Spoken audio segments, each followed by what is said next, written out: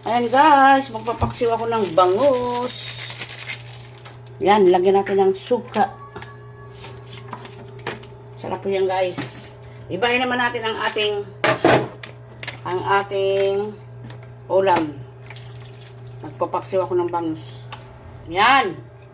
Lagyan natin ng mantika. Kunti lang para sumarap. Yan. Tapos, konting tubig.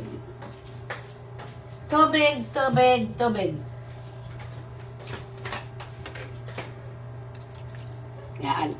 Tama na guys. Pakuluan muna natin yan. Lutuin natin.